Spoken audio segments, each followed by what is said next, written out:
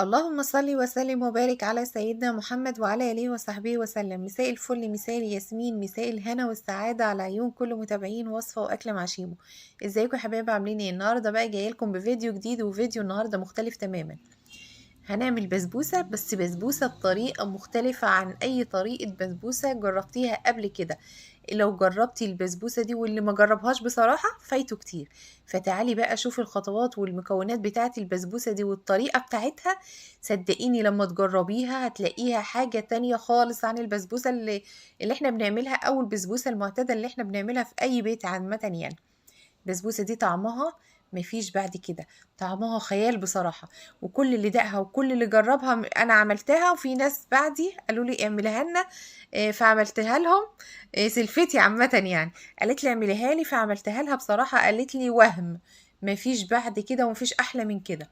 فتعالوا شوفوا المكونات بتاعتنا ايه، وتعالوا شوفوا طريقة التحضير ازاي. وما تنسوش تحطوا لايك، واللي بيشوفنا اول مرة ياريت بقى يعمل اشتراك ويفعل الجرس عشان يوصلوا كل فيديوهاتي. اول حاجة عندي هنا نص كيلو من الدقيق السميد او دقيق البسبوسة. دقيق الاكياس مش هينفع، احنا عايزين اللي هو بالكيلو. عندنا نص كيلو دقيق، وعندنا كوباية الا ربع سمنة، وكوباية الا ربع من اللبن، وكوباية سكر، ومعلقة كبيرة من عسل الكلوكوز. بديل العسل الكلوكوز ايه؟ اللي هو العسل النحل. هجيب بقى الحلة اللي انا بقى هبتدي ان انا اشتغل بقى واحضر بقى ايه. اول خطوات البسبوسة. هحط هنا في الحلة السكر، وهحط كمان ربع كوباية المية، ومعلقة من عسل الكلوكوز. هحطهم كده على النار، مش هقلبهم ولا هاجي جنبهم خالص لحد ما يدوبوا كده ويبتدوا ان هما كده كل حاجة تتجانس كده مع بعضها. ابتدي ان انا ايه اتدخل بقى واقلب، لان احنا بنكرمل دلوقتي السكر. ناس دلوقتي هتقولي هتكرملي السكر للبسبوسة. اه، هنعمل بسبوسة بالكراميل، حاجة كده تحفة. حاجة كده وقسما بالله خيال، اللي هيدوقها هيدمنها ان شاء الله وعلى ضمانتي. بس ما تنسوش بقى تدعوا لي دعوة حلوة كده، اللي هيجربها بقى يا ريت بقى يكتب لي كومنت حلو كده ويعرفني ان هو جربها، ويقول لي تسلم ايدك يا شيمو على الوصفة الحلوة دي. المهم بقى ايه، عندي هنا السكر كده تجانس كده مع المية ومع عسل الجلوكوز اللي احنا حطيناه. عسل الجلوكوز ده فايدته ايه؟ لما نحطه مش هيخلي السكر بتاعنا يعني ايه، مش هيخلي الكراميل بتاعنا يسكر مننا. إيه يعني، هيخليه كده ايه حلو كده. إيه وبرده لما بنحط برده عسل الجلوكوز على السيرب، بنحطه برده فايدته ايه؟ ان هو يخليه تقيل كده وحلو، وما يخليهوش مسكر، ما يسكرش مننا بعد ما يعني ما نحطه كده في التلاجة، او يفضل عندنا فترة طويلة ما يبقاش يسكر مننا. المهم هنا بقى بدأ الكراميل بتاعي ايه ياخد معايا لون. انا عايزة لون غامق سيكة، يعني مش غامق قوي ان احنا نحرقه، لا يعني حاجة بسيطة كده، لون الكراميل العادي. بس بصي يعني حاولي ان انت ايه في الخطوة دي تكوني مهدية النار، إيه عشان هيفور معاكي طبعا. ولازم تكوني مهدية النار وانت بتعملي الكراميل عشان ما يتحرقش منك بسرعة ويبقى ممرر في الوصفة. دي اهم خطوة يعني لازم تعمليها.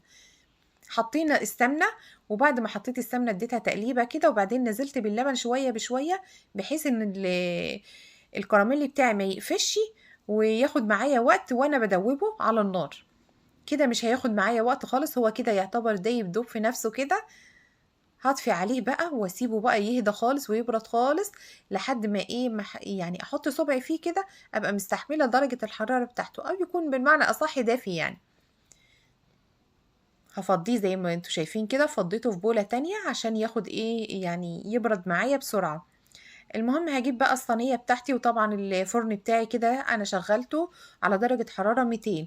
اول ما بندخل البسبوسة بدخلها على درجة حرارة 200، وبعد كده بهديلها النار شوية، بحيث ان هي ايه تستوي كده، ايه يعني تاخد راحتها كده في السوا برضو.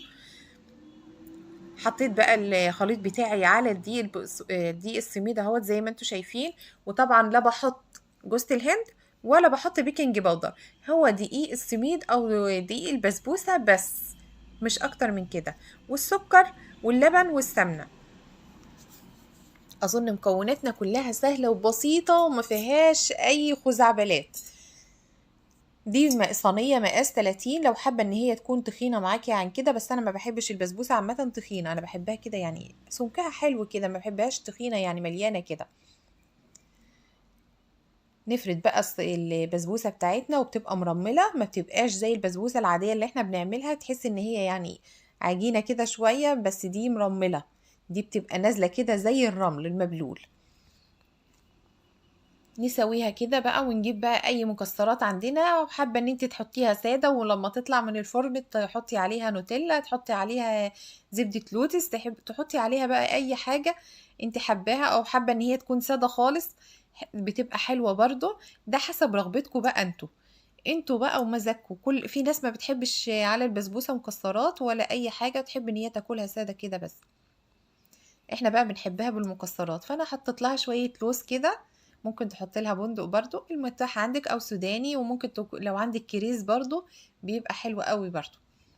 كده تمام. ادخل بقى ايه الصينيه بتاعت الفرن، مش هتاخد اكتر من نص ساعه، قبل نص ساعه هتكون مطلعاها من الفرن، يا دوبك بس الحروف كده تاخد لون بسيط سيكه كده معاكي، تبقى كده تمام واستوت معاكي، هي ما بتحمرش عن كده عامه يعني.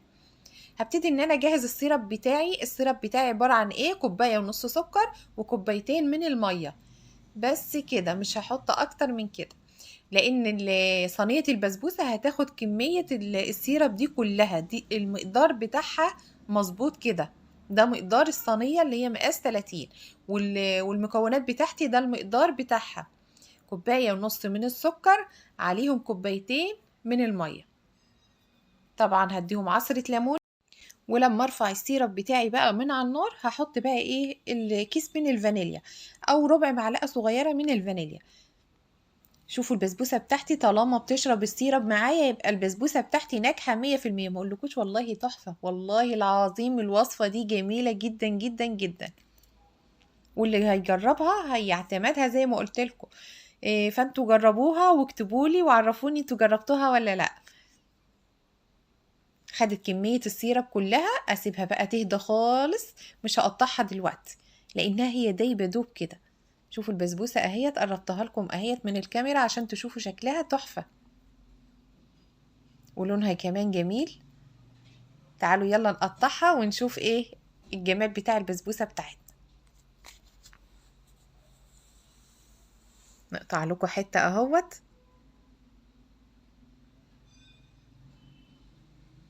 نطلعها بقى كده ونشوف بقى البسبوسة بتاعتنا قد ايه مرملة وجميلة، تحفة تحفة والله العظيم. اللي هيجربها هتعجبه جدا، وطعمها مفيش بعد كده.